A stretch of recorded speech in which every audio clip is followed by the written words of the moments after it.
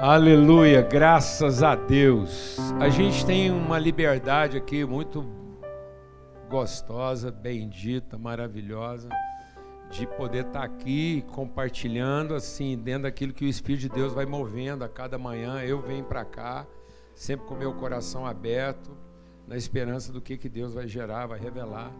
Eu queria recomendar a você, quando você chegar em casa, você acessar lá Sal na Rede, que é o nosso endereço de YouTube aqui dos nossos encontros. Então você entra lá no YouTube, Sal na Rede, e a gente vai subir o mais rápido que puder, a gente já vai subir isso lá para a internet, disponibilizar Sal na Rede, o nosso encontro de hoje de manhã, e você vai ouvir lá a conversa que eu tive com o Divino aqui, o testemunho na íntegra.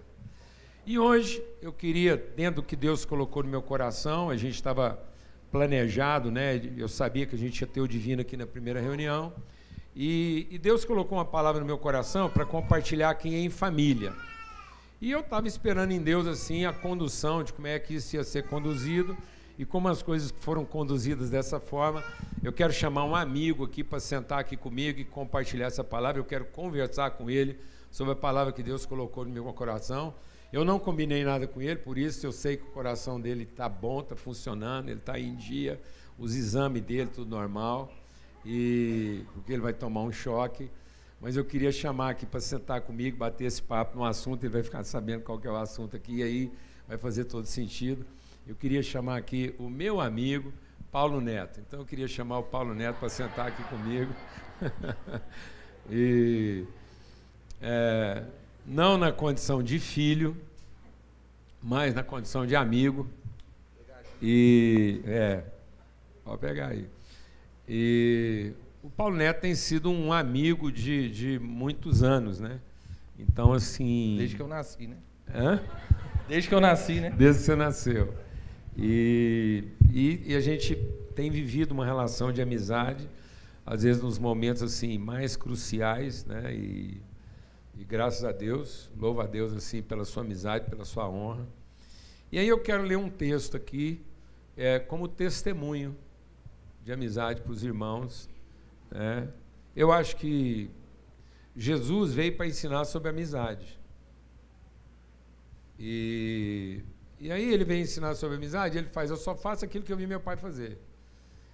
E ele veio ao mundo para ensinar sobre amizade. E a amizade tem o elemento essencial da amizade não é a lealdade. O amigo não é leal. O amigo é fiel. Membro de quadrilha é leal. Lealdade é uma característica de formador de quadrilha. Eles fazem pactos de lealdade. Lealdade é como você responde num acerto a um interesse. Então, a lealdade define um interesse em comum. A fidelidade revela que você tem interesse no que é comum. A lealdade diz que você tem um interesse em comum. Então, uma coisa é você ter interesse no que é comum. Isso é fidelidade. Outra coisa é você ter um interesse em comum. Isso é lealdade. Então, o cachorro não é fiel. O cachorro é leal. Porque o cachorro tem com o dono dele um interesse em comum. É uma relação fisiológica de suprimento do interesse. O dono tem o interesse do carinho, da correspondência, e o cão tem o interesse da guarda, do alimento e do cuidado. Então, eles trocam favores, e isso é uma realidade. Aliás, hoje, a relação com o cão tem se revelado uma das relações mais promíscuas da humanidade. Tem muita gente resolvendo com o cachorro o que não consegue resolver com a família. Vou falar devagar, porque às vezes você não escutou, passou rápido. Tem muita gente resolvendo. Isso era próprio lá dos impérios. Lá no Império Romano, as pessoas começaram a ter relações íntimas com os animais.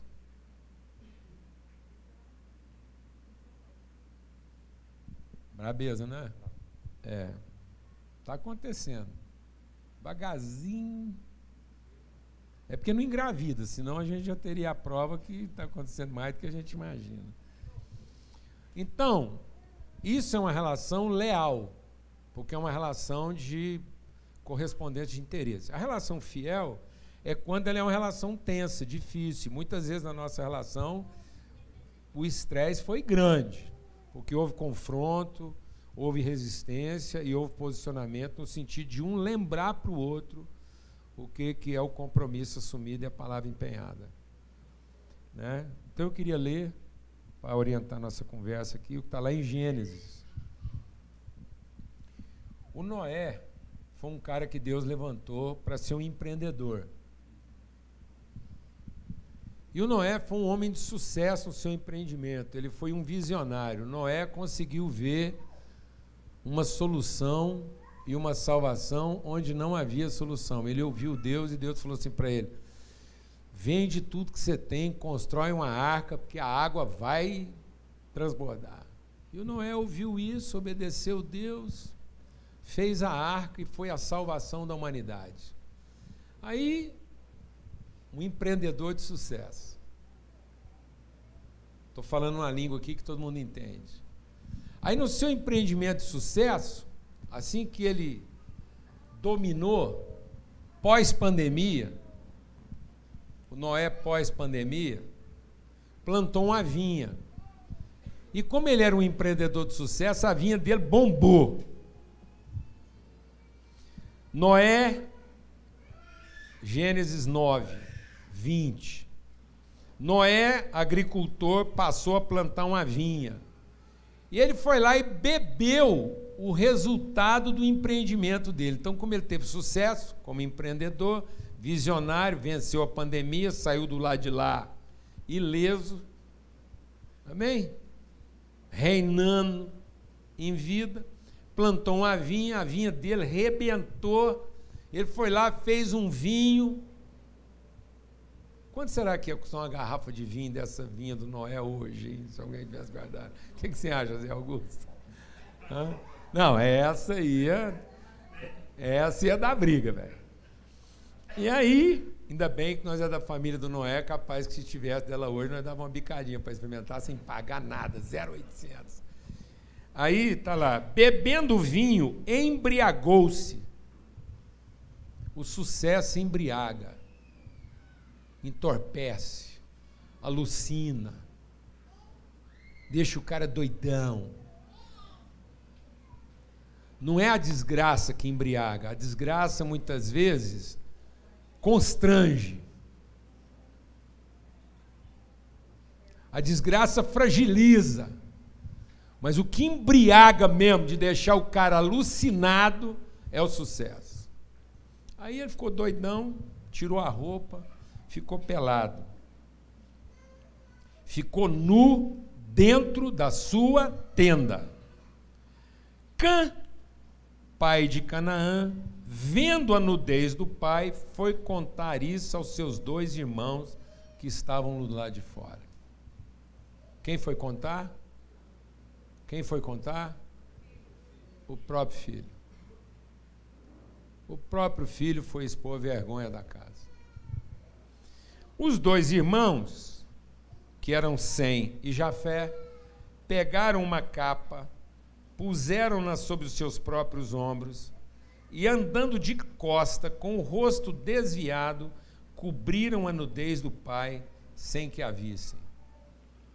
Paulo Neto, eu queria conversar com você sobre isso, sobre esse desafio, que é esse dilema de ter uma relação íntima com alguém que no seu sucesso, alguém que às vezes é importante para nós, alguém de quem a gente desfruta a intimidade, alguém que a gente confia, alguém que a gente tem expectativa dele, porque é normal. Você ama a pessoa, ela faz parte da sua intimidade, você tem uma expectativa. Essa pessoa te desaponta, fica nua, fica doida. E aí você tem 2 caminhos. Ou você olha para a pessoa e expõe, ou você não olha para a pessoa e cobre a vergonha dela.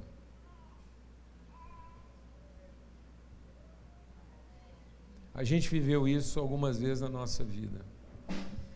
Eu sei que muitas vezes na minha vida, estando certo ou não,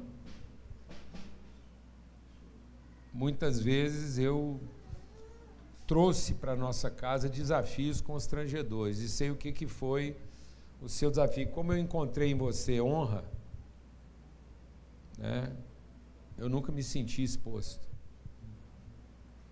E eu vejo o quanto que foi desafiador e vice-versa.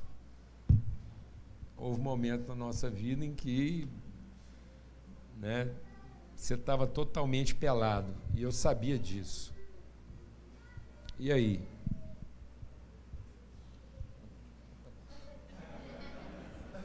Como é que foi isso para você?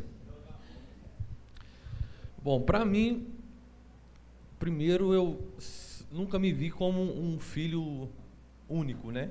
Então, eu nunca vivi esse desafio sozinho. Que eu acho que foi um dos segredos daquilo que o Senhor me ensinou como e que é o caso aqui, né? Pai, do 100 já. Então, talvez, se eu fosse um filho que me sentisse sozinho diante dessa situação, eu teria saído gritando e falar, o velho surtou. E eu não dou conta desse velho doido pelado aqui, não. Mas como o Senhor e minha mãe sempre me rodeou e me trouxe a consciência de que mesmo sendo primogênito lá em casa, eu nunca fui um filho único, né? Sempre, isso foi muito difícil de entender ao longo da minha vida, repartir meus pais com o tanto de irmão que eles arrumam. E continua arrumando? E continua arrumando. Foi muito importante nesses momentos, porque eu tinha a quem compartilhar, né, esses momentos e buscar ajuda, direção, discernimento para poder cobrir a vergonha ou exortar. Muita gente acha que lá o Paulo Júnior fala, a gente só escuta, mas eu sou um cara que sempre bati e continuo batendo muito de frente com o meu pai. Se tem alguém que já exortou ele, já dei trabalho assim nesse sentido, e no bom aspecto também, não só, né, nos meus momentos de rebeldia, mas de lucidez também, de ser usado por Deus para exortá-lo, né? E sempre foi isso, eu nunca fiz isso sozinho. Por mais que em alguns momentos eu fui o escolhido para representar isso na nossa intimidade, eu tinha irmãos na nossa comunhão que estavam comigo ali, né, me ajudando, me orientando, me dando esse suporte. Primeiro princípio: não encare o constrangimento de ninguém, o desafio de ninguém, a vergonha de ninguém numa perspectiva individualizada. Encare isso sempre numa perspectiva familiar. Amém? O desapontamento é uma expressão primária do individualismo.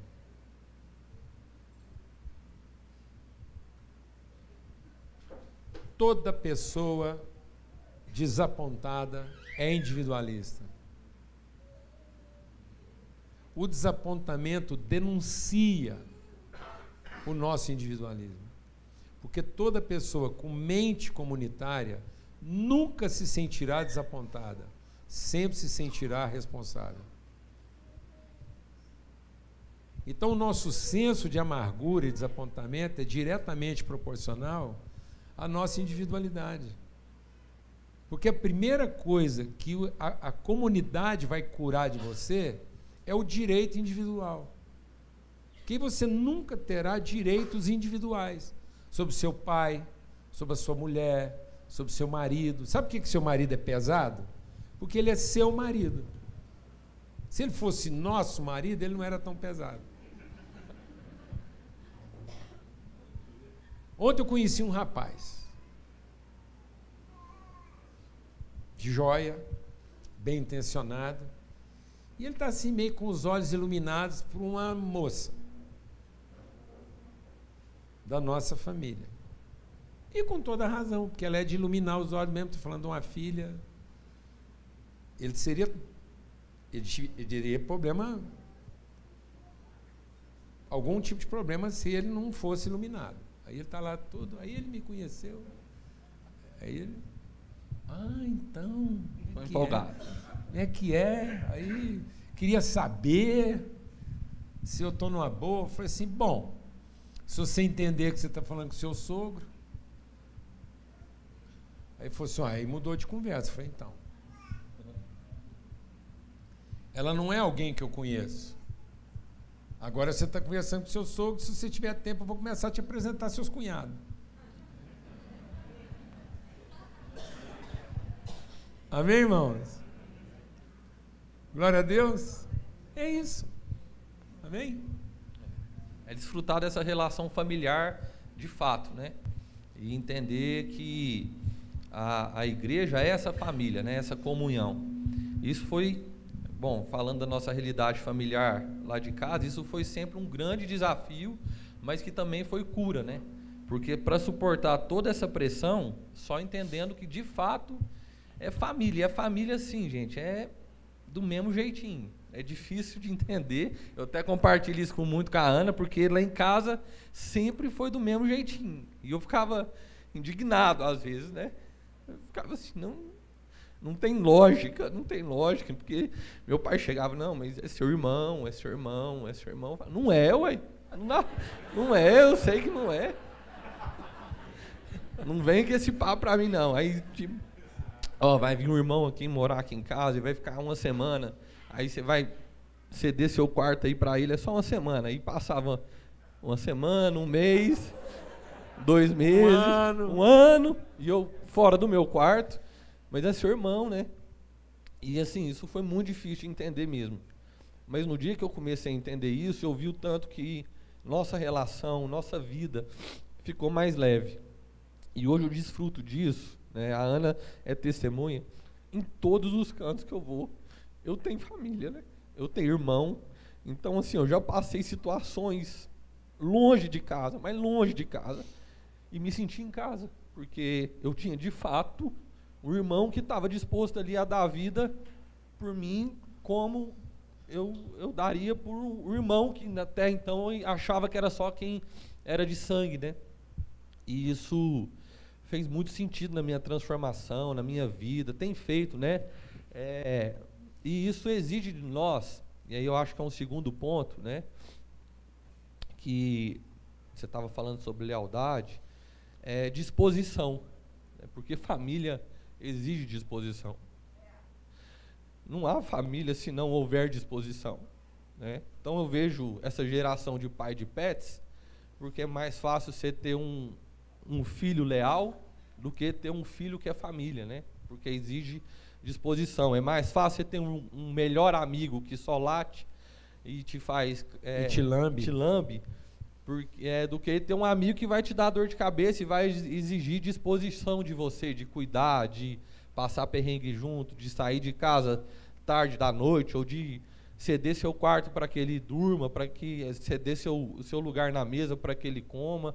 Isso é algo que, na minha geração principalmente, eu vejo que é um desafio, né?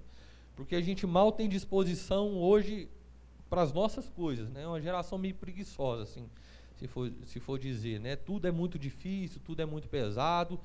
Quanto mais ter disposição para cuidar dos interesses do outro. Então, é algo que eu sempre desafio minha casa, eu e minha esposa, a gente entender essa disposição pelo outro, né? Não ter preguiça. E é mais fácil, é mais cômodo, é de interesse comum. Eu tenho um amigo que eu carrego uma luva e um saquinho plástico para recolher as merdas que ele faz. Então eu não tenho que me envolver com aquilo, né? Tem uns amigos. O tempo todo. Agora, outra coisa é você, né, olhar pro cara e falar assim: rapaz, você tá achando que eu sou lata de lixo? E o cara fazer assim. Porque aí você não carrega um saquinho para limpar as merdas que o outro faz. Você vai ter que ficar enfesado.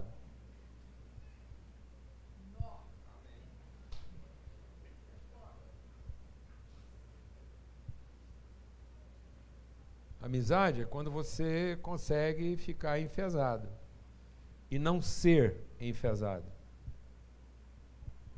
Uma vez eu estava conversando com um irmão que veio me entregar o outro. E pensa um cara enfesado. Aí ele chegou lá para entregar, para dar a ficha. Aí a hora que ele terminou de dar a ficha, eu falei assim, por que você está nesse estado, rapaz? Seu irmão? Falou, não, eu estou muito enfesado. Eu falei, mas o que foi a gota d'água assim? Falei, rapaz, no meio da conversa lá, eu tentando esclarecer um negócio que ele estava errado, ele simplesmente virou para mim e falou assim, escuta, por que você não vai à merda e me deixa pegar o evangelho? Nesse nível, 2 pastores. Eu falei, então eu vou te falar uma coisa, o problema não foi ele ter te mandado a merda, o problema é que você foi. Porque se você não tivesse sido leal a ele, indo fazer o que ele te mandou, você tinha sido fiel não indo e você agora não estava enfesado. Amém, irmãos? Em nome de Cristo Jesus. Isso é um pacto. Isso é uma palavra empenhada, isso é um compromisso assumido. As pessoas estão inventando um evangelho para viver. Não há outro evangelho. Ou a gente vive isso na sua plenitude, ou nós estamos debaixo de maldição. Você viu o texto lá? O texto é isso. Essa é a diferença entre bênção e maldição. O povo está achando que a diferença entre bênção e maldição é o tanto de dízimo que você dá. Ah, você quer saber a diferença entre bênção e maldição? Então dá mais dízimo. Isso não é bênção e maldição, mas isso é propina. Isso é corrupção passiva. Achar que você vai ser mais abençoado dando dinheiro, isso é corrupção passiva. Isso dá cadeia. Se isso for registrado, tinha gente que tinha que estar preso. Se conseguisse registrar o que está na alma dele quando ele coloca o dinheiro dele na oferta. Se desse para filmar a alma do cara, ele tinha que ir preso por corrupção passiva. Você está achando que rezar mais? Não é isso. Sabe o que é bênção e maldição? A forma como nós lidamos uns com os outros nos seus desafios e na sua nudez. É aí que está a diferença entre bênção e maldição. É na prática da justiça e não no exercício do juízo. Viver em família, entender que isso funciona, praticar isso incondicionalmente. Eu queria trazer uma coisa que está aqui nesse texto aqui. É conseguir olhar para o problema do outro sem olhar para o outro. É conseguir ver o desafio que o outro está passando sem sentir o constrangimento da nudez que ele está expondo. Isso é um mistério na vida. Se você conseguir fazer isso, você está encontrando o caminho da bênção e da maldição. Não seja tão rápido no diagnóstico quanto você deveria ser rápido na responsabilidade. E tem pessoas que têm o diagnóstico primeiro para talvez ter a responsabilidade. Tenha a responsabilidade primeiro para, quem sabe, ter o diagnóstico. Porque mesmo sem diagnóstico, você assumiu a responsabilidade. Quem assume a responsabilidade vai conseguir ajudar o outro, mesmo que erra no diagnóstico. Mas quem acerta no diagnóstico nunca vai conseguir ajudar o outro se não assumir a responsabilidade. Seu diagnóstico não vale absolutamente nada se não for a partir do fato de que você assumiu a responsabilidade. Uma vez nós tivemos que resolver uma pendega muito grande entre irmãos. Grande. E um dos irmãos que mais poderiam ajudar no problema não queria. Ele só queria entregar o diagnóstico. Eu falei, irmão, vamos partir do pressuposto que estamos todos errados. Vamos partir do pressuposto que todo mundo bebeu a cachaça, está todo mundo perdido. Pelas misericórdias de Cristo, nos salve, nos evangeliza, nos revele a luz. E ele não. Fizemos uma reunião com todo o presbitério, todos os pastores. E ele sentou lá. Falei, irmão, nos exorta, nos oriente. Não, eu vim aqui para apresentar minha carta de afastamento. Estou saindo. Falei, beleza. Então, irmão chorando, que coisa. Finalmente, nós nos submetemos a saída dele, mesmo não concordando. Aí, rapaz, a hora que todo mundo falou, então tá bom, então a gente reconhece a sua saída. Foi então agora, já que eu não faço mais parte, eu gostaria de deixar para vocês aquilo que eu percebo e que eu identifico como problema aqui, vou deixar porque quem sabe vocês podem finalmente ouvir e resolver. Eu falei, agora não. Agora o que você tem para dizer não tem o menor interesse. Porque agora é palpite. Quem está do lado de fora é palpite. Quem está do lado de dentro é orientação. Então é preferível a orientação errada de quem está dentro do que o palpite certo de quem está fora. Você vai conseguir resolver o problema do seu irmão de costa. Mas seu palpite de frente não vai fazer nada por ele. Se você assumir a responsabilidade do seu irmão andando de costa, você vai curar ele. Mas seu melhor palpite de frente não vai fazer nada por ele. Porque o seu palpite de frente é a forma como você está respondendo ao seu desapontamento. É a orientação certa para quem está frustrado. Você não está propondo uma revelação, você está tentando resolver sua insatisfação. E ninguém vai ajudar ninguém a partir da sua insatisfação. Nós só vamos conseguir ajudar alguém a partir da nossa revelação.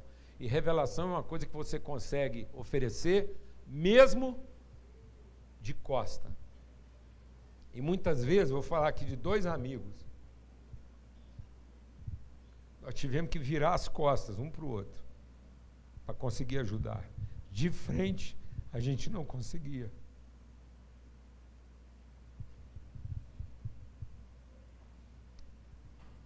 De frente, a gente não teria conseguido ajudar.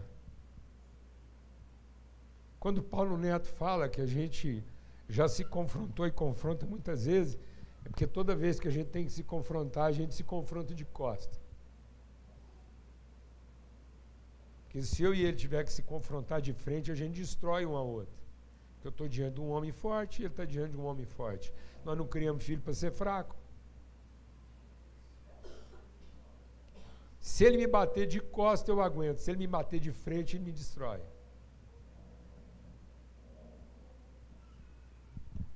Alguém entendeu o que eu estou falando aqui ou não?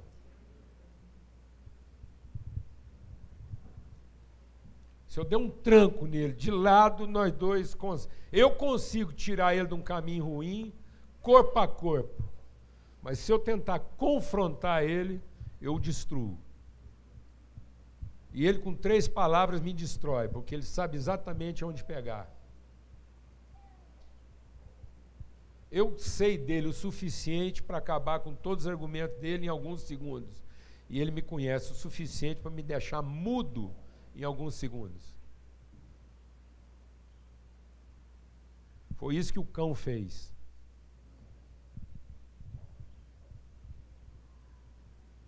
Amém, amados? Em nome de Cristo Jesus. Pelo sangue do Cordeiro. Que a gente consiga cobrir uns aos outros nos seus momentos mais desafiadores. Mas que nós não sejamos aqueles que expõem uns aos outros no momento em que eles estão precisando da nossa ajuda. Glória a Deus. Faz isso na sua casa.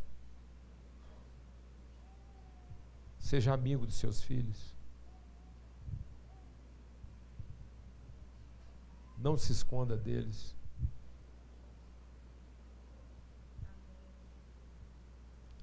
Talvez o seu melhor amigo está muito perto de você e você não percebeu isso ainda. E porque você está preferindo olhar para ele do que olhar para a relação que Deus te ofereceu através dele. Glória a Deus. E toma cuidado. Porque o isolamento só fala da nossa soberba.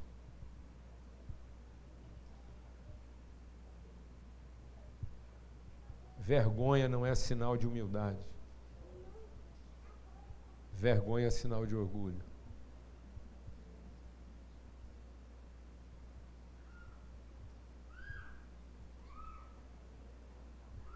Vergonha não é sinal de humildade. Vergonha é sinal de orgulho, vaidade, soberba, individualidade.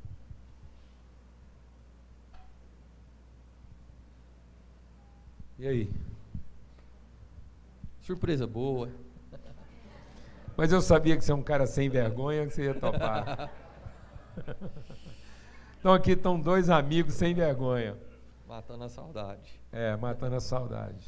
Mas é isso, é uma bênção, essa igreja, essa comunidade aqui, graças a Deus, desfruta desse ambiente, né? Eu posso testemunhar aqui de vários desses irmãos que já foram usados por Deus, o próprio fato de eu estar aqui hoje, né? Sentado nessa cadeira aqui, desfrutando disso.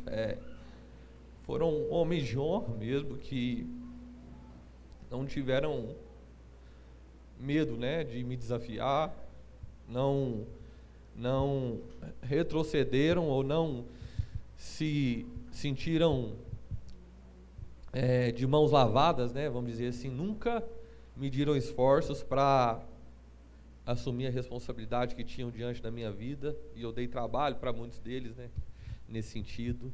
Mas é muito bom poder desfrutar disso, sabe? Poder estar aqui hoje, nesse lugar, conversando aqui com meu pai, com meu irmão. Milagre de Deus mesmo, né? É testemunho vivo dessa palavra disso, porque eu já fui esse irmão que bebeu o vinho, se embriagou, ficou pelado, rebelou. Eu nem me contive em ficar dentro da tenda, eu fiz barulho fora da tenda também. Você saiu correndo pelado pela rua. Pelado, enfim. Mas o importante é que eu tinha esses irmãos que souberam responder, né, aquilo que é a vontade de Deus para a família, e me exortaram da forma que precisava exortar, me cobriram da forma que precisavam cobrir, me preservaram também da forma que precisava preservar, tudo no seu tempo. E isso está disponível para todo mundo, para todos nós, porque essa é uma vida de família de verdade, né? Isso é promessa, né? Promessa isso de é Deus, da família. A gente tem que desfrutar disso, sem medo, né? Porque o medo é que nos priva disso, o medo da vergonha. Isso não é um acessório, né? Isso é essencial. Esse é o cerne, né? É o Exatamente. cerne da família, da vida em família. E é bom a gente saber disso. Tá pelado, mas é irmão. Amém? Porque às vezes a gente acha que ele só é irmão se estiver vestido, né? Ou então a gente tem que vestir ele para depois ele virar irmão. Não, amado, ele é irmão, pelado. Por isso a gente vai vestir ele. Porque a igreja inventou esse negócio aí. Ele só é irmão depois de vestido. Não, ele é irmão mesmo, pelado. E é porque é irmão que de costa, sem olhar para ele, nós assumimos a responsabilidade de cobrir ele. A gente não manda ele se vestir. Vai lá se vestir para poder ser meu irmão. Não, a gente vai lá de costas, sem olhar para ele e o veste. Pode falar. Vou fazer uma contribuição aqui, porque a família é estendida mesmo, claro, não tem jeito, viu, Neto? Ganhou um presentaço. Mas sabe, a maldição foi sobre o filho do Cão. Foi. Então, maldito seja Canaã. E Noé não amaldiçoou porque Noé era ruim e não tinha noção das relações. Porque o livro de Gênesis é um livro de princípios. E ali estava demonstrando uma ordem, um princípio das relações. Bom, olha, isso aqui é chave. Noé não está amaldiçoando a geração de Cão. Noé está apenas revelando para o Cão qual é a maldição que ele evocou sobre si. É isso aí. É isso aí. E aí, maldito seja, a maldição veio sobre o filho dele, porque quando Cã não discerniu a ordem daquela relação, ele não saberia transmitir aquilo para as gerações subsequentes. Então, se eu não discerno a mulher do meu pai, eu não discerno a minha esposa. Se eu não discerno o homem da minha mãe, eu não discerno meu marido. Se eu não discerno o filho do meu pai, eu não discerno meus irmãos. Então, a gente prejudica todas as nossas relações, porque nós não temos uma perspectiva dessa ordem maior. E às vezes o cara vai lá e ele mesmo compra uma roupa e resolve a vergonha dele. Mas ele não percebeu que ele gerou uma maldição para as próximas gerações. E nós estamos gerando um povo hoje que não sabe lidar com os erros dos outros. Nós estamos formando um povo hoje susceptível, fragilizado, que toda vez que tem que assumir a responsabilidade de um processo, se ressente, se fragiliza, se magoa. Uma vez eu estava conversando com a senhora, Dona Conceição, perguntando para ela qual que tinha sido a receita, né, de um casamento duradouro. Ela falou assim: meu filho, sabe qual que é o problema da sua geração? É que quando o chuveiro estraga, vocês não tentam consertar, vocês vão lá e compram outro. E a minha geração, a gente aprendeu a consertar as coisas, consertar as relações, tentar consertar o chuveiro ali. E eu lembrei muito da minha infância, né, porque você tinha mania de querer consertar tudo, ainda tem. Então, meu pai tem uns quartinhos lá cheios de trangueira, que ele fala: não, um dia eu vou consertar isso aqui, as ferramentas e tudo. Eu lembrei, porque isso é princípio, né? A gente, antes de pensar ali em descartar, é consertar, é olhar para dentro, é ir lá, abrir, ver as entranhas de um chuveiro, ver o que aconteceu lá dentro, o que queimou, o que foi a resistência que estourou.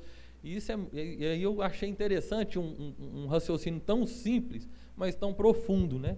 A gente simplesmente hoje, a minha geração, estraga um celular, você já fala assim: eu estou precisando de um novo. Você não pensa no processo, já vou abrir ele aqui, vou ver o que tem, vou tentar consertar e descarta. Isso porque um dos motivos é razoável, porque a gente sofisticou demais a instrumentalidade que satisfaz nossa necessidade. Então a gente ficou tão sofisticado em satisfazer a necessidade, que a gente não consegue penetrar esse ambiente.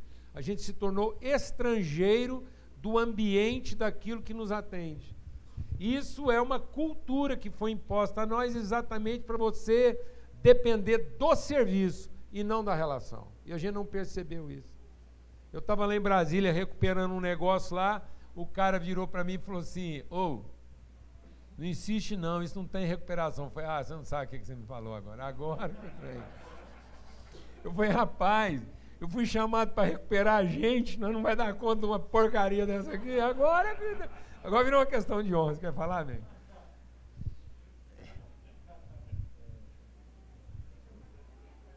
Não?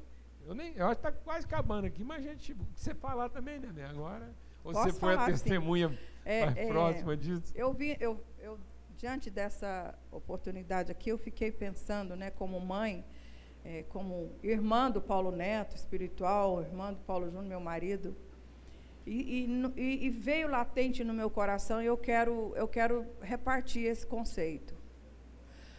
Aprendei de mim. Esse é o convite de Jesus Cristo para cada um de nós.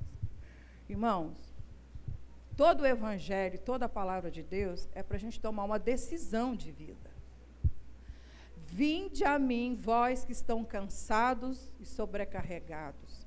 E a sequência dessa fala de Jesus é: e aprendei de mim. Então, irmãos, não insistam, todos nós precisamos aprender sobre o reino de Deus, sobre espiritualidade, sobre o eterno, porque nós não sabemos sobre essas coisas.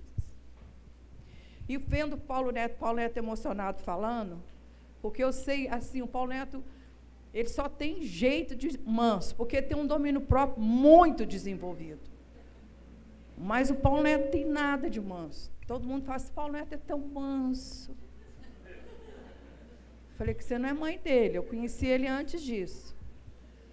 Mas porque eu vejo o esforço que o Espírito Santo nos dá, porque é isso que o Espírito Santo faz na nossa vida. Quando nós temos intimidade com a palavra e com a ação prodigiosa do Espírito Santo, ele nos lembra primeiro quem nós somos e nos capacita a ser esse aprendiz dessa palavra.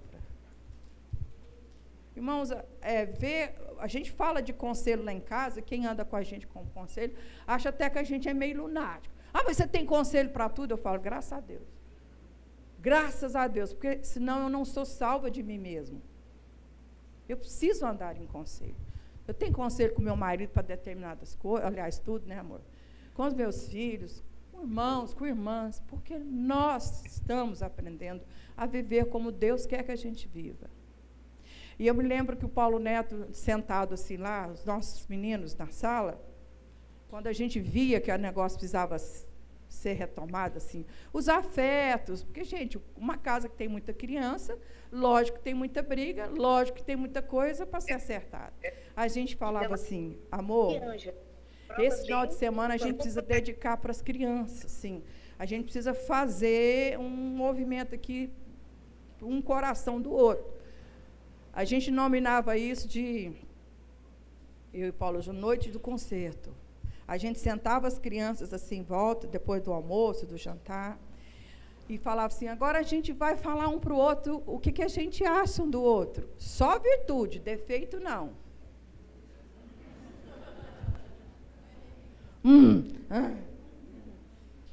Não era assim, Neto? Que mais? Mandava beijar, abraçar. Aí, a gente ri disso hoje, mas a gente sabe o esforço que cada um deles, na sua personalidade, no seu exercício contra a carne, tiveram que fazer para superar. Hoje a gente se encontra, é uma rasgação de seda facilmente. A gente sabe lembrar um para o outro as virtudes.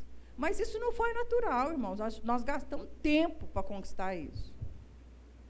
Então, para os pais que têm crianças aqui, preste atenção como você educa seus filhos, como você precisa ser um agente de educação ali, na carne. Faça o que Deus mandar. Então, lá em casa, a gente fazia e faz isso. Hoje, quando a gente tem reunião de conselho para decidir alguns movimentos, porque a gente não faz nada, eu, Paulo Júnior, sem a bênção dos nossos filhos. Porque se a gente passar nele, a gente vai passar contra tudo. Porque eles são os mais próximos das nossas emoções. Eles nos conhecem muito. Quando a gente tem que fazer esse movimento de sentar, buscar uma direção para algo novo, implantar algo novo, comprar algo novo, hoje isso é fácil, porque a gente não tem mais desconfiança um do outro. A gente sabe que o conselho que vier ali, ele vai estar, às vezes, comprometido um pouquinho nas emoções, mas nós somos adultos e todos nós temos uma decisão em Cristo Jesus. Hoje nós somos uma família, todos os meus filhos confessam a mesma fé que a gente. Mas isso custou, isso não é que custou no sentido pesado, isso nos fez a crer em princípios, e princípios praticados é bênção experimentada, não tem jeito. Mas eu queria concluir aqui dizendo, tenha consciência que você precisa ser educado, eu preciso ser educado em todas as coisas. Não tem ninguém aqui, o Paulo Júnior começou esse tempo aqui dizendo, não tem ninguém espontaneamente bom aqui. Não tem ninguém, não sei onde você já chegou. Mas vamos viver aprendendo a ser humilde e manso de coração. Amém? Amém. E dá tempo. Às vezes você fala assim, meus filhos já são grandes, como é que eu resolvo isso? Da mesma forma, senta e abre o coração. Eu preciso, ontem eu abracei uma moça, ela falou assim, pastora, eu não sei te abraçar, eu não sei abraçar, você viu que eu sou dura? Porque a minha mãe nunca me abraçou, eu falei, então vou te abraçar para você chegar na sua casa e abraçar a sua mãe. Porque a sua mãe não teve ninguém que ensinou ela a abraçar. Coisas simples, do afeto a gente não sabe fazer. Elogio, dizer que o outro é bonito, ou dizer de outra forma, por exemplo, quando o Paulo Júnior fala assim, amor, essa roupa não te promoveu, eu rasgo ela, porque eu sei que o negócio não ficou bom. Amém, irmãos? Hoje eu estava saindo de casa, vesti uma camisetinha lá, Alan olhou para mim e falou assim, não está te promovendo. Aí eu dei uma olhadinha na roupa que ela estava, falei, eu vou pôr uma no tom, que aí não tem. Quero ver se ela fala. Vou andando na mesma palheta, porque ela não tem o que falar. Então ela me cobriu na minha nudez. Irmão, sabe por que tem gente que está sempre pedindo ajuda? Porque nunca parou para pedir orientação.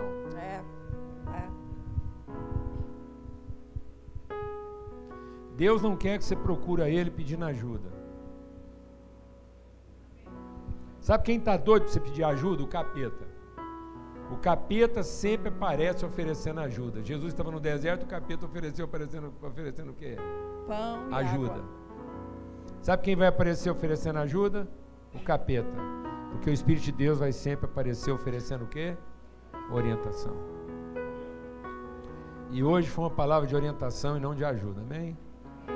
Glória a Deus. Você não vai vir aqui para receber ajuda, você vai vir aqui para, em família, receber orientação. A ajuda você já recebeu, você tem ela. Se você estiver orientado, você já sabe exatamente que a ajuda virá de você. Você é o ajudador. Você é a solução que Deus quer levantar para o problema lá, desde que você receba orientação, tá bom? Eu vou pedir para o Paulo Neto orar. Ele está na unção aqui, ele derrama a unção sobre nós aqui, né? E nos abençoa. E eu queria dizer, antes a gente, você lembra, amanhã é o nosso encontro da unidade. Terça-feira, põe um slide aí da escola de liderança, você tem aí, Daniel? Não? Mas a gente vai passar lá para o grupo de liderança, fique atento, porque dia 28, terça-feira, dia 28, terça-feira, começa a nossa escola de liderança, Sal da Terra, em todo o território nacional. A primeira aula vai ser transmitida nacionalmente, online, e você pode fazer parte dessa escola. Ela acontece uma vez por mês, numa terça-feira. Ela é aberta a todos que querem participar, porque não é uma escola de líderes, é uma escola para desenvolver liderança.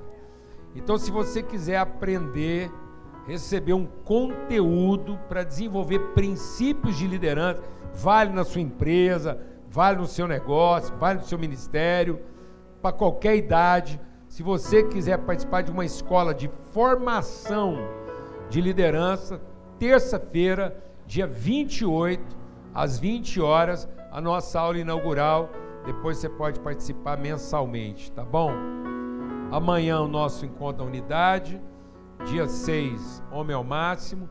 E aí depois a gente vai deixar, assim que terminar tudo aqui, a gente vai deixar estampado aqui o nosso QR Code, o nosso número de conta, para todos aqueles que têm compromisso com o nosso custo aqui de trabalho, para a gente continuar fiel ao que Deus nos colocou para realizar.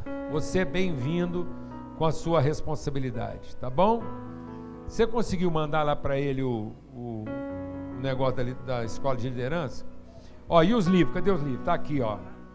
A gente tem feito um trabalho de entrega de conteúdo selecionado. O primeiro trabalho está sendo feito lá, Ministério Sal da Terra, Ministério Mesa Preparada, Ministério Sal da Terra e Dizuscope. Nesse esforço, a gente produziu lá o Lugar Mais Seguro da Terra, foi recorde de venda lá no Dizuscope. E na sequência, eles produziram um outro livro aqui do Larry Crabb, que a gente conversou lá e recomenda. Material de consulta, senta, tira um tempo, chega de regra, vai estar lá na saída disponível. E o Culpa e Graça, por favor, mesmo que você não está acostumado a ler, só tem 2 livros dentro, mas a gente está reeditando. Nós estamos fazendo uma reedição de Culpa e Graça, com o nosso prefácio lá, graças a Deus, uma literatura que você vai ter lá depois. Então está lá na saída, quem quiser receber está aí, tá bom? Em nome de Jesus. E aí depois fica aqui o QR Code aí. Você conseguiu mandar lá, não? Pro Daniel? Daniel, tá aí. Põe aí o slidezinho aí. Aí, ó. 28 de fevereiro, tira uma fotinha aqui. Se você quiser participar da escola de líderes, tá aberto lá. Então, escola de liderança, saldaterra.com. Ó, anota aí, escola, a foto não vai sair não, mas escola de liderança,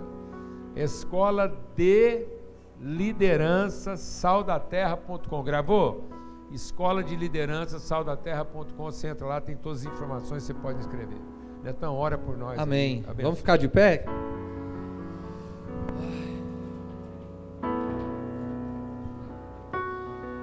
Senhor nosso Deus e Pai, muito obrigado, Deus, por essa manhã maravilhosa, Pai, por esse banquete, por esse tempo em família, Pai, pelo Teu Espírito derramado, Senhor. Obrigado porque o Senhor nos chamou para vivermos em comunhão, em família, Pai. E tem sido um privilégio, Senhor, caminharmos, Senhor, dia após dia, Senhor, crescendo, conhecendo o Senhor, aprendendo com o Senhor e desfrutando disso nas nossas relações, nas nossas comunhões, Pai, no nosso dia a dia, Pai, todas as vezes que a gente encontra. Obrigado por tudo que o Senhor tem feito através de nós, Pai. Que o Senhor possa sempre nos lembrar de quem nós somos, Pai, de quem o Senhor nos fez, Pai, daquilo que o Senhor já prometeu sobre as nossas vidas, Pai, para que a gente não gaste tempo, Pai, correndo atrás de bênçãos, Senhor, mas que a gente lembre que já fomos abençoados desde a eternidade, Senhor, para revelar o Teu amor, para revelar a Tua misericórdia, para revelar a Tua bondade, Senhor, para multiplicar, para frutificar, Senhor, e que o Senhor possa mesmo, Pai, nos lembrar disso dia após dia, para que onde a gente pisar, Senhor, o amor do Senhor seja revelado, Senhor, o perdão do Senhor seja revelado, Pai. As pessoas, os irmãos que ainda estão nus no nosso caminho possam ser cobertos pelas nossas vidas, Pai. E que o Senhor nos use, Pai. Nos use dia após dia, Senhor. Em nome de Jesus. Amém.